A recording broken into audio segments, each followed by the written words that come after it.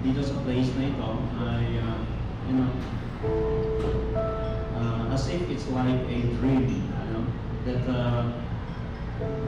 the Lord has just given a word that He will lead us, He will direct us and lead us somewhere wherein doon ay patuloy niyang gaganapin ang kanyang kalooban. And so tonight, although we have gathered here for the reason nga sa ating pag-start dito sa place nito, but anyway, sa kaalaman po ng bawat isa, just yung ating pagpapito sa gabi ito is just to celebrate the goodness of God, but hindi pa po ito yung talagang start ng ating service, you know? Because nakita natin yung place ay kailangan pa talaga i-renovate, and so maybe it will take some days, siguro less than a month, para ma-renovate itong buong lugar na ito, and saka tayo makapagsimula ng ating formal worship service. So after tonight ay maya-maya baka bukas linggo ay pupunta kayo dito, huwag po kayo pumunta at sarado po dito. So we're just here, you know, to celebrate the goodness of God and of course to feel the place. And once again, we would like to thank yung bawat isa na nandito po kayo, and before we go on further, let's just thank the Lord through this worship songs.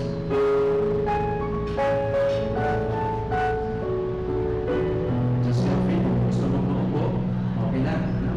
And if you want to stand, then okay lang din. Basta huwag ka lang matulog, no? Okay, so let's just thank the Lord and sing the song, I Stand in Awe of You.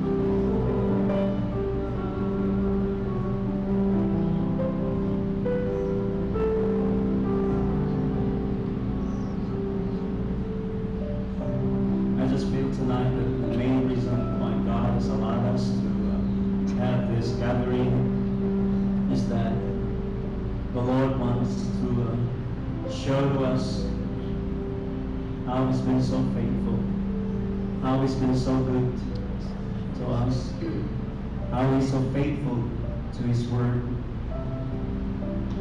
That when the Lord said something, and surely He will accomplish it. And that the Lord is saying to us tonight that indeed it is not by might nor by power, but it is by the Spirit, says the Lord.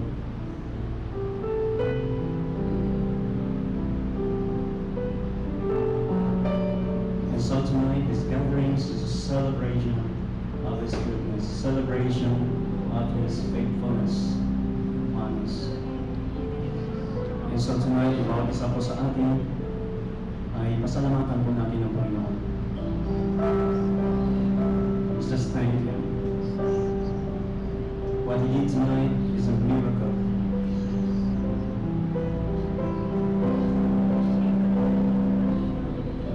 And so, parang napasalamatan po natin ang Panginoon sa lugar na ito na Kanyang pinagaloob sa atin. Just thank the Lord. Just thank the Lord.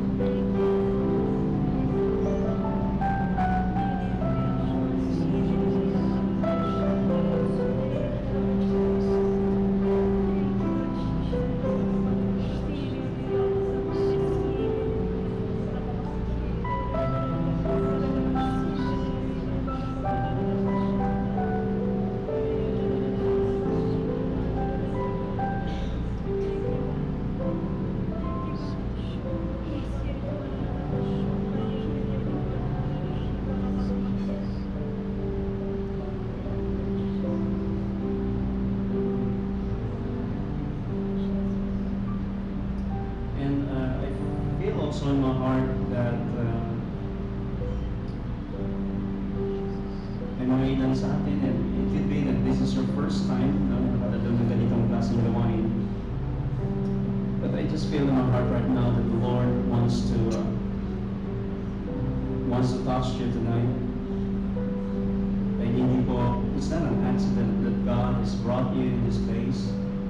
Hindi po isang aksidente na ikaw ay tayo pinagsama-sama ng Panginoon sa gabi nito at kayo po ay nalako sa lugar na ito. But indeed, God has a purpose for you. It is the finger of God that brought you in this place. It is the finger of God that leads you to this place. And so tonight,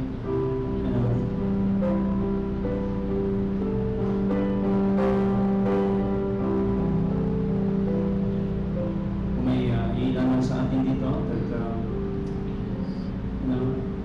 it's quite unusual, but I just feel in my heart that somebody else or sa atin really needs the prayer tonight. Na kailangan ng panalangin upang may pag-pray. And I don't want to miss this opportunity, although this is a time of celebration and just thanksgiving unto the Lord. But the Lord, ayaw po ng Panginoon na makalitaan po kayo. And so the Lord is giving this wonderful, beautiful time, the opportunity na kayo ay maipanalangin. Now, if anybody na gusto niyang mag-pray over, maipanalangin sa gabi nito, ay don't hesitate, magpapay mga tupili na lumapit agad dito sa kalagitnaan so that you can be prayed for upang ikaw ay maipanalangin. And I just feel in my heart na may mga ilan po tayong mga pabigatan. We have a lot of concerns sa ating mga buhay. Naramdaman natin sa ating puso, marami tayong mga concern, mga tanungan. It's been a long time as if parang may hinahanap tayo. Now, this is the time that the Lord has provided for you. And this is not an accident, but this is a God's appointed time for you. Now, if you feel in your heart right now na gusto mong may panalangin, ay lumapit po kayo agad dito sa harapan. And if it is your friend, kung kaibigan mo yun, at medyo nahiya lang, pero just ask your friend kung gusto niya may ipag-pray. And this is just very short, hindi po ito mahaba, kundi isang maiksi lang na panalangin. And we just don't want, ayaw po natin na ma-miss yung opportunity na ito. And we will do it quickly, and God is giving us this opportunity. Kung sino po yung may pag-pray, ano, and ay pakitaas naman po ang kanang kamay. Huwag po kayong mahiyak. Huwag po kayong mahiyak. And we will pray for you. Okay. So, please, yung mga ushers, no, i-guide po natin yung mga friends natin na nagtaas ng kamay. Saglit lang po, okay? Dito sa front, ano? Anybody else na gustong may pag-pray? Huwag po kayong mahiyak. This is not an accident. Hindi po yung aksidente na dito kayo. But nilayan po ng Panginoon na kayo ipapunta rito so that you will be prayed for. Okay? Huwag po kayong mahiyak. No? Don't be shy. Okay? Anyway, you're not doing this for the people. Hindi po natin ginagawa ito para sa mga tao, but you're doing this to the Lord. Okay? You're doing this to the Lord. And you need a prayer. Thank you, Lord Jesus.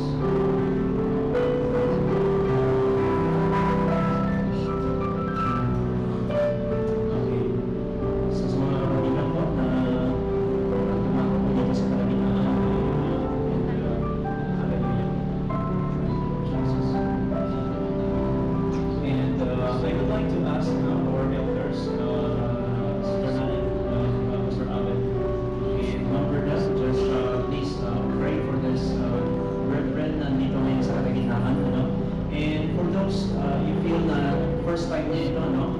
First time niyo makadalo, I please just ask them also to pray that prayer of acceptance to the Lord, and just try to ask them if they want really, to offer their lives to the Lord.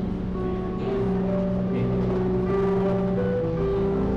Medyo marami pa tayong mga katira dito, so I would like to ask also Sister Paula to please assist also. And also to my wife, Pastor Mark, please also i-lead yung katira dito.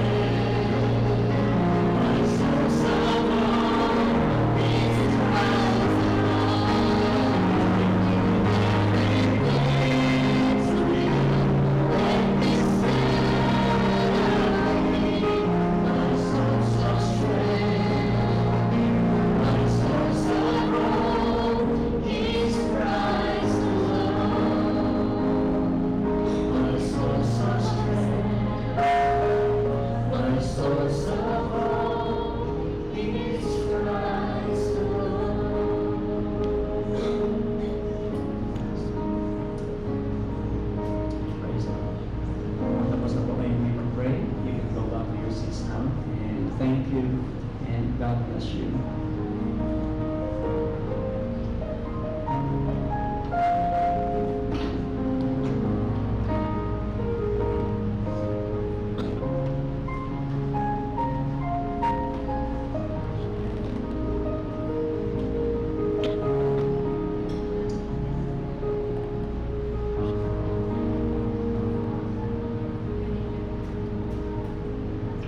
While we are enjoying the presence of God tonight, I just feel also in my heart that, the Lord Jesus been shielding us with His presence. And so, it's wonderful that while the presence of God is here, bawat isa po sa atin ay pwede po ba magkaroon po tayo ng isang personal at kaintin pananalangin at pasasalamat sa ating Panginoon. Can we do that? Okay. So bawat isa po sa atin, pasalamatan din natin ang Panginoon that the Lord has allowed us to step on this place.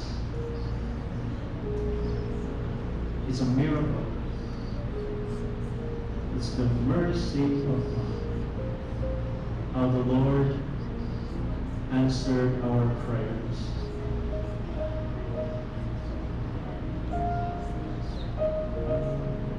Just thank the Lord. Bawat isa sa atin, pasalamatan natin ang Panginoon sa kanyang pagganap ng ating mga panalangin. You remember, right?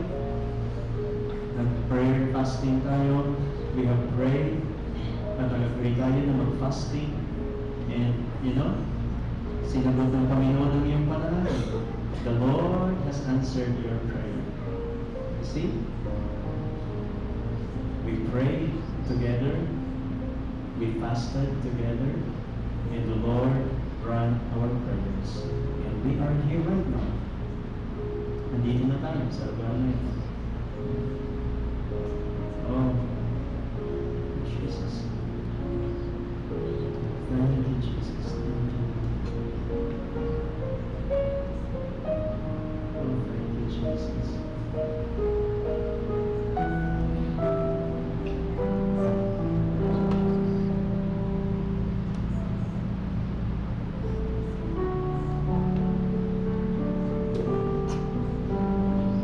Give thanks, we are grateful, Lord.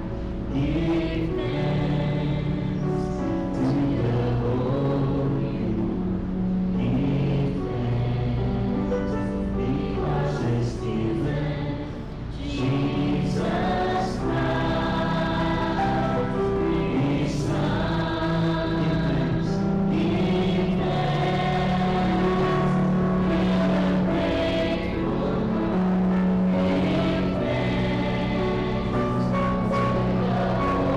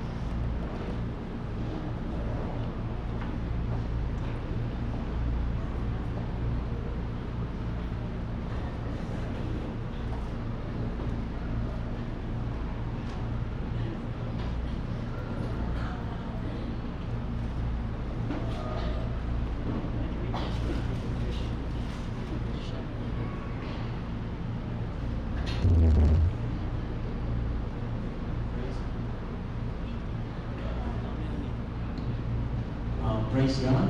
And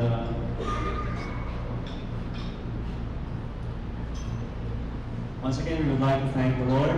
And hallelujah. I just still feel in my heart that, the purpose of our gathering have changed. And, ika nga, ito yung plano ng tao, ito yung plano natin, and yet, iba ang plano ng Diyos. Right? And although we have gathered here, as we know that, to experience, what's being in this place, and of course, as upang tingnan din yung sitwasyon at kalagayan ng lugar na ito. At sa about isa po pala, if this is your first time, first time po tayong lahat na nakapasok sa lugar na ito. So, kabutihan po ng Panginoon, na ito ay binuksan ng Panginoon sa atin. So, ang pangalan po ng ating church ay Hills of Zion City Church. At formerly po ay Mount Hebron, na nakalocate po tayo doon sa Marikina Heights, Davao, sa Davao Street, Marikina Heights. So doon po previously nakalocate yung ating simbahan. And huwag po kayong mag-alala, tomorrow babalik pa rin tayo. Okay? Kasi hindi rin tayo makakatagal dito kasi mainit. Okay. So, now, God has given us this vision, and from our previous name, God has given us the vision of moving on unto a higher level. So, from Mount Hebron to Mount Zion. And but just recently, God has given us this direction to go to the open field. Binigyan po tayo ng Panginoon sa Micah chapter 4, and as well as Isaiah chapter 60. So doon sa Isaiah chapter 60, yun po yung word na pinagkaloob ng Panginoon sa atin, na sinabi ng Lord na I'm about to bless you. This is now the right time that I'm going to bless you, that I'm going to fulfill my purposes, my promises upon you. And yet, kaya lang, ay may kailangan kayong gawin. At ito ay pumunta kayo doon sa open field. Pumunta kayo doon sa lugar na which is very accessible sa lahat. And so, we have tried our best. Pumunta pa tayo ng Santa Lucia, things like that. At pumunta pa tayo kung saan-saan. Because we're really been praying, and we do feel in our hearts na nililid niya tayo ng Panginoon into that direction na pumunta doon sa open. So, kung hindi ako nagkamali ay it took years. Umabot po ng mahigit isang taon yata ng ating paghahanap, things like that. Nagsimula pa tayo doon sa books. Talagang, but God didn't allow. Hindi po pinayagan ng Panginoon. And so, still, we're waiting before the Lord until such time na nag-ikot-ikot po tayo, and pinuntahan po natin yung lugar na ito. Pinuntahan natin yung lugar na ito. Nung una nating pagpunta rito, ay nakita natin, napakaganda ng lugar. Okay? Pag maganda ang lugar, mahal. Mahal din siya. So, parang hindi natin pinansin yun. Pero vacant na ito. Hindi na natin pinansin. And so we're just faithfully praying and praying and praying and praying and praying. And then until such time na niremind ulit tayo ng Panginoon ng kanyang salita na, no, this is now the right time that you really have to move yourself. You really have to move on.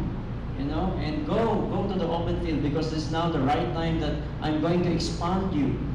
Pararamihin ka ng Panginoon. And the word, if you have time, then you can read Isaiah chapter 60.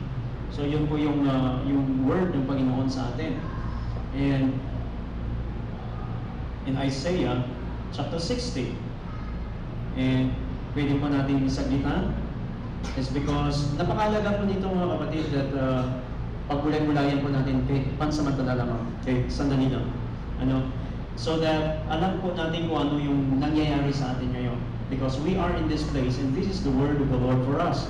So at least alam po natin mga kapatid, malinaw po sa atin na we are in this place and we know what we are expecting in this place. Yun pong malaga, hindi yung pupunta tayo doon and then we don't know what will happen to us. Hindi po yun. So ito po yung promise ng Panginoon sa atin. Arise, shine. Okay? Arise, shine, for thy light is come, and the glory of the Lord is risen upon thee. And next verse, for behold, the darkness shall cover the earth, and gross darkness the people, but the Lord shall arise upon thee, and His glory shall be seen upon thee. So that's the promise of the Lord na ipapakita ng Panginoon ang kanyang kaluwalhatian sa atin. And then verse 3, and the Gentiles shall come to thy light, and kings to the brightness of thy rising. So ang Gentile, ibig sabihin nito, maraming mga kaluluwa, maraming mga tao na ito ay makakilala sa Panginoon at sila ay mananampalataya din sa ating Panginoon. So in other words, mag-increase yung number ng members or ng mga mag-worship, ng mga dadalo, is because this is the promise of God. The Gentiles shall come to thy light, and kings to the brightness of thy rising. When we say kings, people, even people in the government. Next, verse 4. Lift up thine eyes round about and see, all they gather themselves together, they come to thee. Thy son shall come from far, and thy daughters shall be nursed at thy side. So, iba-ibang tao, iba-ibang location, from different places, the people will come to this place to worship the Lord.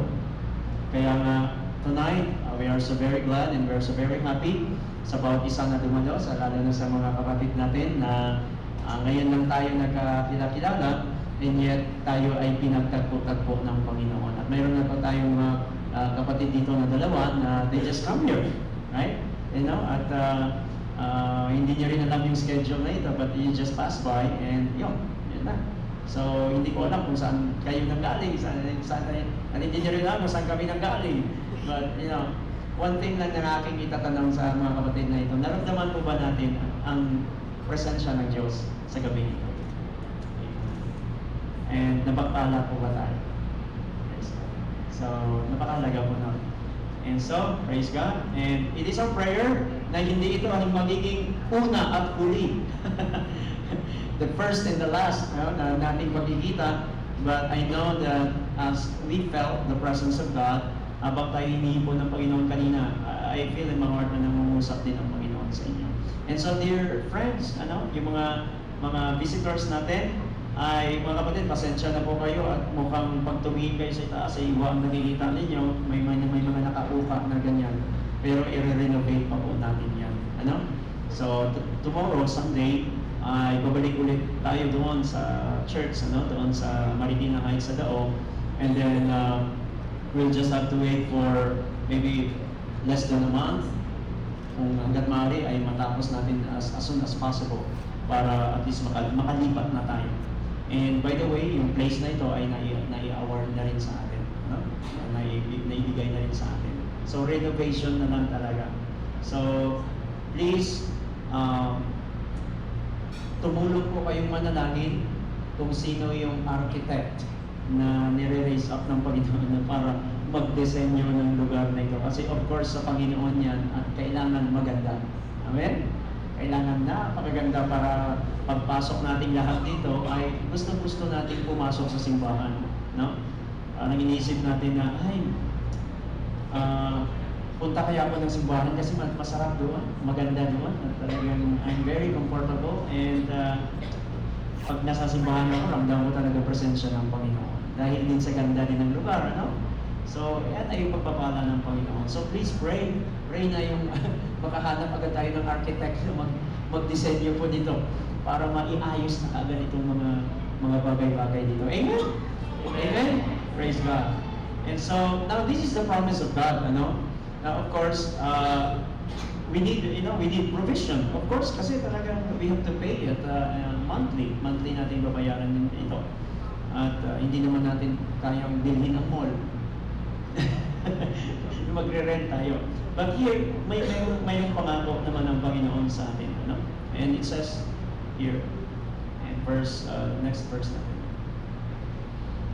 Then thou shalt sing and flow together, and thine heart shall fear and be enlarged because of the abundance of the sea. The abundance of the sea shall be converted unto thee. The forces of the Gentiles shall come unto thee. Well, ito mga kapatid, itong nakakatuwa ngayon is because actually bago pa lang tayo lumipat dito, bago pa lang tayo pumunta dito, nag-provide na rin ang Panginoon. Amen. Okay? Nag-provide na rin ang Panginoon. Bago po tayo pumunta dito, you remember last Sunday, nagkaroon po tayo ng mga pledges natin. And praise God, bukas ko nang ibigay. Sasabihin ko anong naging resulta. Pero masasabi ko lang, nag-provide ang Panginoon. At ang nakakatawa dito mga kapatid, yan ang hindi lang nagmumula sa bawat isa sa atin. Well, praise the Lord sa puso at pagmamahal at talagang support ng bawat isa. But you know what? Ang nakakatawa dito mga kapatid, may mga kapatid po tayo, may mga ilang mga mananampalataya din na bagamat hindi natin sila nakakasama, how will I say that? You know? Because the abundance of the sea, oo man talaga, overseas. So even, from abroad, ay talagang magpadala sila, to help us, to aid us, to fulfill yung pangako ng Panginoon sa atin. And see, the abundance of the sea shall be converted unto thee, the forces of the Gentiles. Okay? So mga kapatid, ito ngayon yung ating present natin na sitwasyon, na kalagayan, is that, of course, we ourselves, na habang nandito tayo and we're using the place, ando naman yung ating puso sa pagsuporta din sa gawain ng Panginoon. Are we willing to support yung gawain ng Panginoon? Amen? Amen. Tayo ba'y na-bless kanina sa presensya ng Panginoon? Amen. Okay. Now, gusto ba natin na dito sa lugar na ito ay, hindi lang every Sunday. We don't desire ng every Sunday lang. But we want na Monday may gawain, Tuesday, Wednesday, Thursday, Friday, Saturday, and then Sunday. Gusto nating mapuno ito ng gawain para hindi lang ilang tao ang mapagpala, kundi marami pa kung sino yung available. Halimbawa, na-tsempuhan yung iyong trabaho, Sunday, ay ang hirap nun. So hindi ka na makapagsimba. So at least you have the choice na pumunta doon during weekdays. So, now, kung tayo na pagpala kanina ng presensya ng Panginoon, gusto po natin ang presensya ng Panginoon mananatili palagi dito sa lugar na ito. And so, sa pagkagayon, ay kailangan po nating i-support. Kailangan we should support yung gawain ng ating Panginoong Yesus. And we want that kind of experience. Gusto po natin yung ganong experience, na ating naranasan kanina, na presensya ng Panginoon ay maranasan din ng mga tao na nasa ating mga paligid. Okay, so mga kapatid, ito po ang vision mission ng ating simbahan. Okay, Hills of Zion City Church. Yung vision po natin ay to be conformed unto the likeness and fullness of the character of our Lord Jesus Christ, bringing many sons unto glory. Anong ibig sabihin? Ano po ang pagitain? Ano po yung direksyon ng ating simbahan? Ang gusto po natin na ang bawat mananampalataya ay mag-mature. Hindi lamang tayo dumami ang mga Christians, sa mga believers, but we want na ang mga believers, ang mga Christians, kailangan mag-grow sa kanilang pananampalataya. And then, hindi lamang tayo, kundi to bring many sons unto glory. Anong ibig sabihin ng bringing many sons unto glory? Kundi mag-ano rin tayo, mag-invite, mag-ikayat din tayo ng mga ibang mga mananampalataya, na kung saan ay kailangan makarating din sila doon sa paglago sa Panginoon. So in other words, ang tema po, ang vision po ng ating simbahan ay paglago. Paglago, paglago sa ating pananampalataya. Okay? At pagkakilala sa ating Panginoong Yesus. So ngayon mga kapatid ay tunghayan po natin ang iilang mga ministeryo ng ating simbahan. Now, gaya ng aking sinabi kanina mga kapatid, let's have, the joy. Kailangan puspos tayo ng kagalakan sa pagsuporta ng gawain ng Panginoon sa ating iglesia. So, tunghayan mo natin ang ilang mga ministry na kung saan involved yung ating simbahan. Okay? Ano po yung mga ministry? Ano pa yung mga gawain ng ating simbahan? Okay, isang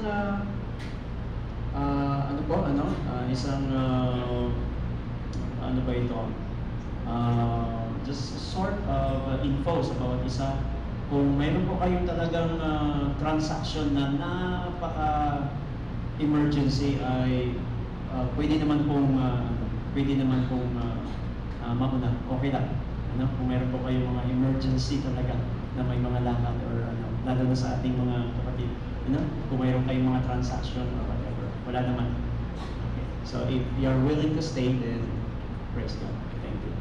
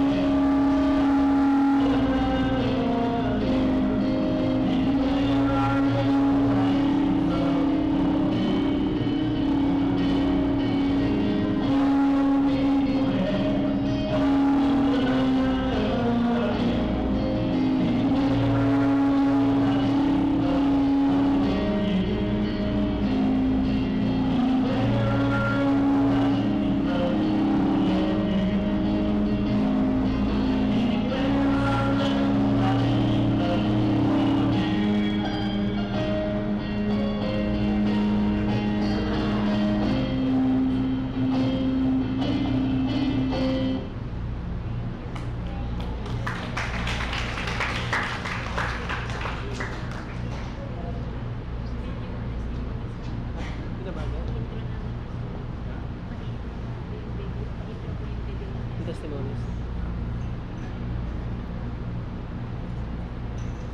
Apat na buhay na binago ng Diyos.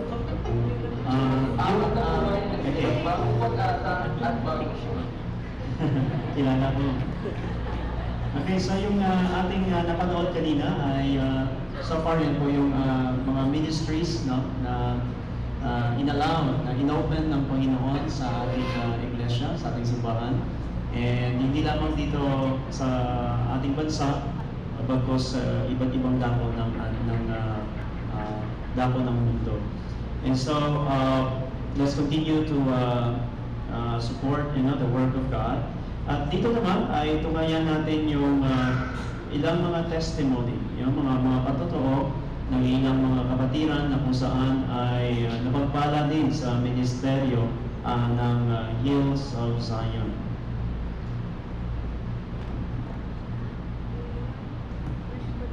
Apat na buhay na binago ng Diyos.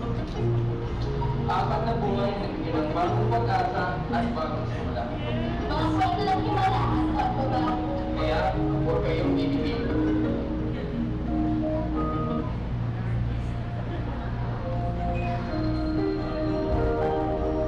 Sa bansang Japan, inirahanan po ng kininanay ni Venus. Habang naroon, ay binabuhan siya ng sakit na diabetes sa lupus, isang karamdaman na nakabako. Si Ningning, doon siya inabot ng pagkakasakit sa Japan. Hanggang sa siya na-insulin.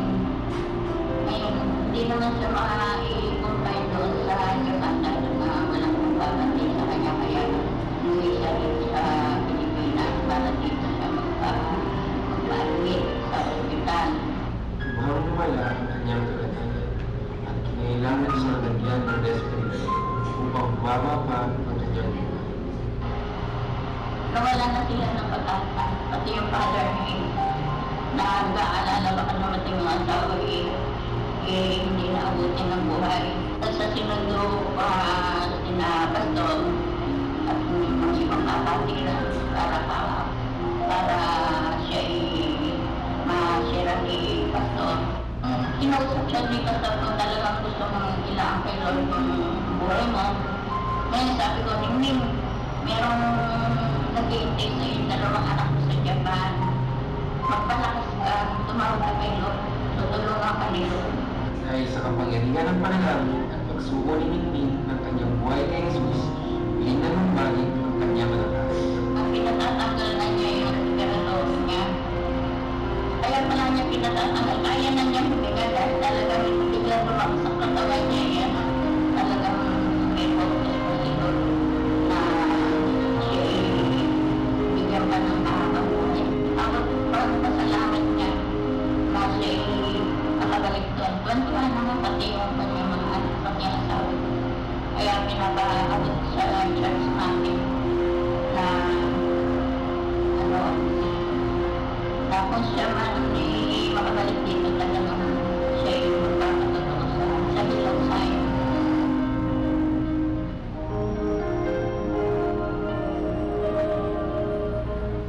Ngayon 2009, nang magigiting ng bagyong Ondoy ang bansa. Kabilang sa mga nasalanta ang pamilya ng Joan. Nagtitig ng tulong ang Hills of Zion sa lugar na ito. At mula noon ay nagsimulang tumagal sa simbahan si Joan. Ngunit dahil lamang sa utang na Kapag sa nahihiyalaw ko, utang na loob, dahil sa kapulihan niya ng aking hari, nakasikaso, parang hindi mo na nasa akin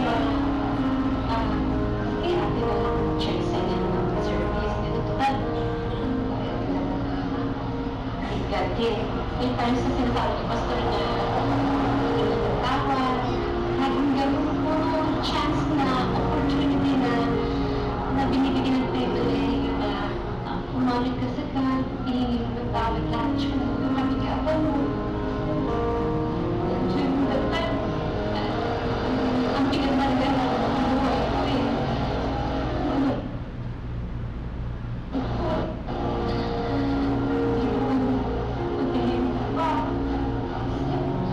During that time, yung mga pagkakataon na na-offer na ako sa laki ng foundation ko sa puta. Minsan, ginagawa ko ng lahat para makakuha ko ng pambayad ko sa utang. Wala pa rin nangyayari. Nangyayari, taglang ako ng utang. Ayaw ko makalaya. Sa kagustuhan lumaya sa kanyang mga utang, inagod ni Joan ang sarili sa pagtatrabaho. Ngunit hindi pa rin sumapat ang kinikita nilang mag-asawa. Isang panalangin ang nagbago sa kanilang buhay.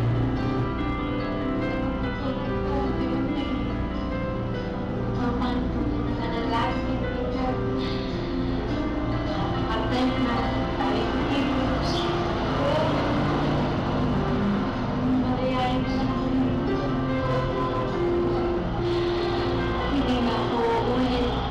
Christmas ang 2000. Hindi na ako nakapagpagpag ng pera.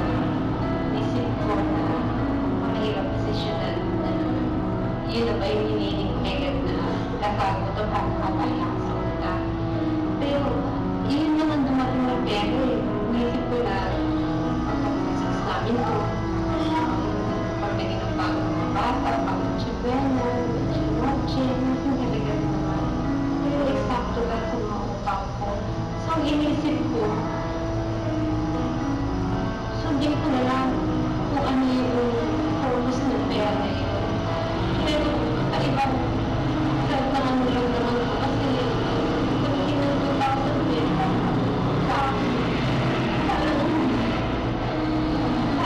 sabi ko lang sa mga bata na nalayan tayo, nagkaroon tayo pera, hindi na tayo pupunta, kundi malayan natin magagastos, paggastos natin bahay.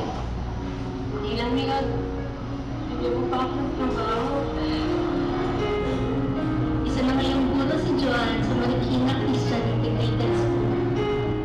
Malaking privilege na mapasama mo ulit sa pag-uwagantay, mapasama mo ulit sa naging grasya. Yung grasya ko yung mawawalan. Bukod sa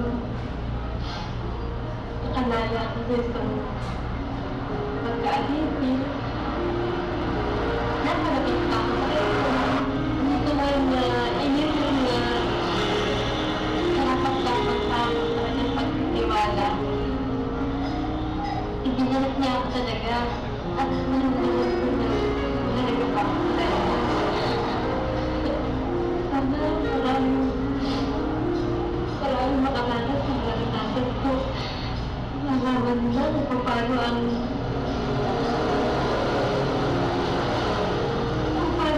aking ng Diyos, ang tulad ng Diyos. Papakita talaga sa Diyos.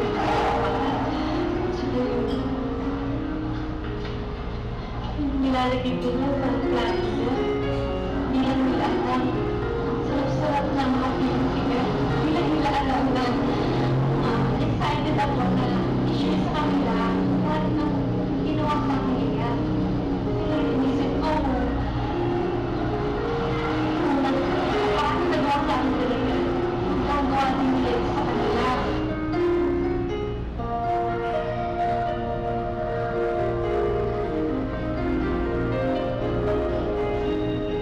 Ngayon po ako sa Panginoon na binigyan po ko ng isang baby. Sa hindi po inaasahang pangyayari, na-operahan po ako at na-admit because of the ovarian cyst. Tinanggal na rin po yung right ovary ko dahil po yung sa laki po ng cyst, yung ovary ko naging naman by yung cyst. So hindi po talaga ako ganun kalala yung mag-cyst. Sa kabila ng kanyang operasyon sa ugali, makalipas ang 6 na buwan ay nabalitaan ni Dons na siya ay buntis. Ayun, sobrang masaya ko po nung araw na yun. Walang pagsidlan yung tuwa sa puso ko. Subalit, isang masakit na balita ang muling susubok sa kanyang pananampalataya sa Diyos. During my early pregnancy, siguro mga 5 to 6 weeks ng yung baby ko, hindi na po siya nag-deliver. Hindi na po siya nagkaroon ng heartbeat hanggang sa nag-bleed na rin po ako. Hindi na rin po na-save yung baby na hindi na rin po na-save yung baby na nag-rage po ako. I tried to the Lord na tinanong ko rin siya bakit tayo ito na yung chance ko na magkaroon ng anak. Nagaramdaman ko na as early na 6 weeks pa lang siya. Alam ko na parang ito pala yung feeling ng maging ina ka na yung basta wala. After a few weeks, nag-search ako. Nagkaroon ng altar call si Pastor Lee. Nagpapag-pray niya pa rin po ako. Ayun po, tapos yung mga ibang, I'm asking yung mga ibang leaders na ipanalangin din yung ko. Tsaka yung kung ano yung, kung ano talaga yung kagustuhan ng Panginoon. After 2 months na nag-miscarriage ako, nagkaroon ako ng isang magandang regalo na habang ako ay nabubuhay, iisipin ko lagi yung pagmamahal ng Lord sa akin. Yung sa kasagutan ng panalangin ko.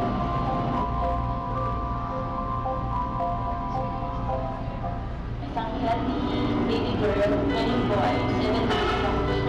Hindi na akong napakabuli ko ng Panginoon sa kung anumang sitwasyon na pinagdadaanan natin. Tsaka sasagutin niya lahat ng panalangin natin in God's time. Hindi kasi natin alam kung ano yung tamang patakdang panahon. Sabagat ang Panginoon, alam niya lahat kung kailan niya din lahat ng panalangin natin. Basta maniwala tayo na napanalangin sa Kanya.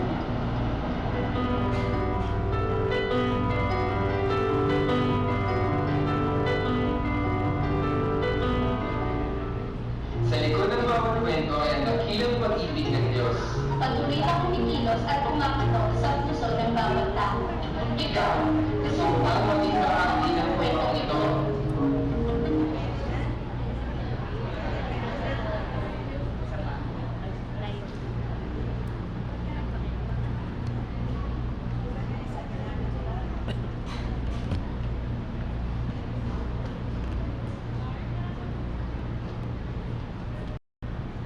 Praise God po sa mga napanood po natin. Nakaka-bless po na makita kung paano po kumikilos ang Panginoon. Hindi lang po sa labas, pero even among us, sa mga church members po. And thankful po tayo sa patuloy pa po niyang pagkilos sa buhay natin. But hindi pa po tapos yung testimony. May isa po rito personally na mag-share ng kanyang testimony. Gusto ko bang tawagin si Sister Angelica? Yan, ang pinakabatang magbibigay ng patotoo. Si Angelica po, ayan. Hello. Siya po ay taga-Molesta rin. At gusto po natin malaman, paano nga po ba siya napunta sa Hills of Zion? Sige, kwento mo na, Angelica. Una po, ano po nila ako, yung mga kaibigan ko po, niyaya nila po ako na mag-church daw po ako. Tapos po, hindi po pinapayagan ng magulang ko po. Pero po, nag-pray po ako kay Lord. Sa ano po, isang linggo na po, nag-pray po ako ng isang gabi po na sana po payagan na po ako ni Mama. Pinayagan naman po ako ni Mama, nag-church po ako. At kasi Sige, so pinayagan ka ni Mama mo. Tapos, anong nangyari? Nasama mo ba si Mama mo rin sa church? Paano? Kwento mo sa kanila. nag-pray po ako kay Lord na sana po sumama na po si Mama sa church. Sana rin po lagi-lagi po sana po nagtuon siya. Tapos, ano nangyari after mong mag-pray? Inano naman po ni Lord na ano po, minsan-minsan lang po si Mama mag-church. Pero nakasama mo sa church. Si Mama mo lang ba? Sino pa ang sumama? Tsaka si Jay at tsaka si Papa. So, buong pamilya mo nagpupunta na sa church. Opo. Okay, dahil sa iyong prayer. Thank you, Angelica. Praise God po. So, ang Lord po ay kumilos hindi lamang po sa mga matatanda, pero kahit po sa isang bata na nagkaroon ng pananampalataya na makapunta rin po sana siya sa Hills of Zion City Church. Tatawagin ko po ulit si Pastor.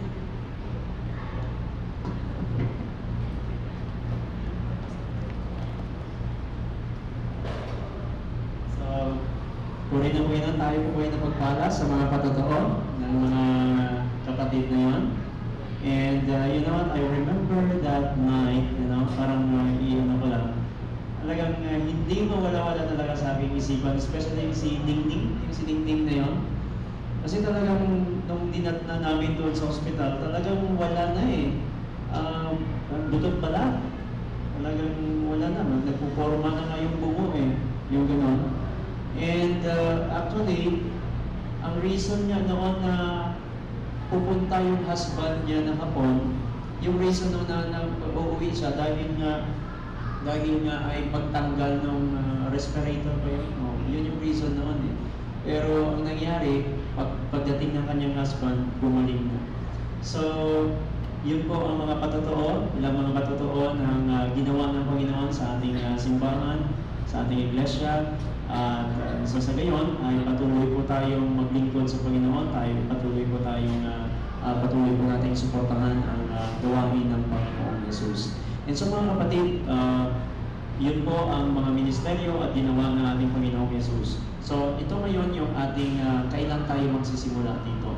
So yun na lang po yung inaantay natin na ma-produce yung architectural design, no, ng lugar na ito, and then after that ay pag na-approve ng kanilang engineering department ng lugar ng Marketon ay saka mag-start ng renovation at binigyan po tayo ng 45 days but we want na sana kung di bumaba ng 45 days. So sa mga baguhan nating mga nakasama dito ay mag-antay po tayo mga at least ipag-pray natin less than 45 days at dito na po tayo magsisimula. So please get in touch. Ano? So hopefully ay sana binigay niyo po ang inyong cellphone number doon sa mga ushers para pag nagsimula tayo, i-text namin kayo. Now, ngayon ay lastly, yung panghuli, because panghuli pala, yung ilang mga inimbitahan natin ay hindi sila nakarating, yung ini-expect natin na mga marami-raming pupunta ay hindi po sila nakarating is because Saturday ngayon may gawain kinabukasan. Pero hindi yun nangangahulugan na that they don't support us. Nagpaabot po sila ng kanilang suporta, but sabi nila, we will support you, but andun po yung aming pag-support and we will send our support and kaya lang hindi kami makakarating. Amen? So ngayon, for those who, kung sino po yung sa atin dito, na hinihingi po ng Panginoon na gusto din mag-support, ay pwede po kayong, you can ask, yung ating, kumuha po kayo ng ng info doon sa ating mga ushers. But I think siguro for tonight, ay hindi po yun yung magiging emphasis muna natin sa gabing ito. Ushers, although pwede kayong kumuha ng form doon, pero sa gabing ito, we will not give an emphasis on that.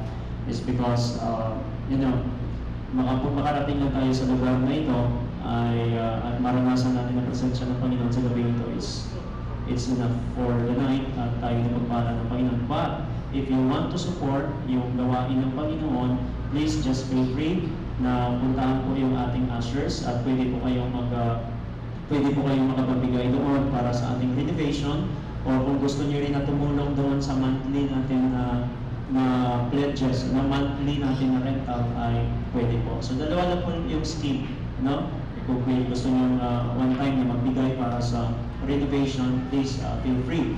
And then kung gusto nyo rin ng tumulong ng monthly, ay meron lang kayong i-check doon. So, okay, so thank you very much once again sa inyong pagdalo sa gabing ito.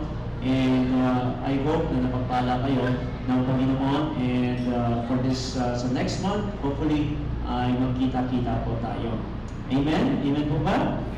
Okay, so inanyahan ko po bawat isa na tumayo at tayo po'y mananalangin at pasalamatan po natin ang ating Panginoon. And let us pray. Father God, we thank you so much, Lord, sa inyong kabutihan. Maraming salamat po sa inyong pagkilos, Panginoon.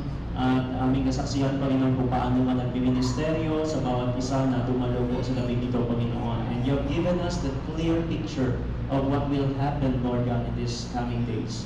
Lord, that indeed multitudes will be added unto your kingdom. Maraming salamat po, Panginoon, at Lord, sa aming dalangin, Lord, sa lahat po ng pangangailangan, Lord God, sa renovation, Panginoon, ay, Lord, hinihiling po namin ang iyong provision, Panginoon. Lord, we need your provisions. And also, Lord God, kayo po mag-raise up ng architect, Panginoon, na nasa sa puso niyo, Panginoon. Maraming salamat po at muli sa aming pansamantalang pag-iwalay ay aming dinideklara ang iyong pagpapala sa bawat isa sa amin. Maraming salamat po, Panginoon, at muli ay ginagawad ko ang iyong pagbabasbas sa bawat isa. Dalhin po kami sa aming kanya-kanyang tahanan ng ligtas at payapa. Maraming salamat po sa iyong papuri, pasasalamat at kadakilaan sa taming pangalan ng aming Panginoong Yesus. Ang lahat ay magsabi ng Amen.